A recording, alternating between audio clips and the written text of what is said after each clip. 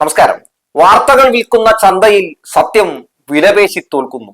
നുണകൾക്ക് പൊന്നിൻ തിളക്കം, ഇവിടെ വെളിച്ചം ഇരുളായി മാറുന്നു. ചിലതൊക്കെ കാണുമ്പോൾ, ചില മാധ്യമ പ്രവർത്തനത്തിന്റെ അധാർമികതയൊക്കെ കാണുമ്പോൾ ഇങ്ങനെയൊക്കെ രണ്ടുപേരി പാടാതിരിക്കാൻ കഴിയില്ല. വ്യാജ വാർത്ത കൊണ്ട് ജനങ്ങളെ പറ്റിക്കുന്ന മാധ്യമ ഓഫീസുകളിലൊക്കെ സ്ഥിരം നടക്കുന്ന ഒരു സത്യകത നിങ്ങൾക്ക് കാണണ്ടേ. ഈ മനോരോഗം ബാധിച്ച, ഇടത് വിരുദ്ധത ബാധിച്ചിട്ടുള്ള പല ചാനലുകളിലും ഒക്കെ ഇത് ഇങ്ങനെയാണ് വാർത്ത മെനഞ്ഞെടുക്കുന്നത്. അതെ, ഇന്നിപ്പോ വാർത്തയൊന്നും ഇല്ലല്ലേ, ഒരു കാര്യം ചെയ്യാം. LDF തോറ്റു എന്ന് പറഞ്ഞ വാർത്ത കൊടുത്തു. എന്താണ്, ഇലക്ഷൻ കഴിഞ്ഞില്ലേ എന്നോ? അതൊന്നും കുഴപ്പമില്ല, കൊടുത്തോ. പിന്നെ പിണറായി വിജയനെതിരെ വലിയ രീതിയിൽ തന്നെ വിമർശനം ഉയർന്നു എന്ന് പറഞ്ഞൊരു വാർത്ത കൂടി കൊടുത്തു കേട്ടോ.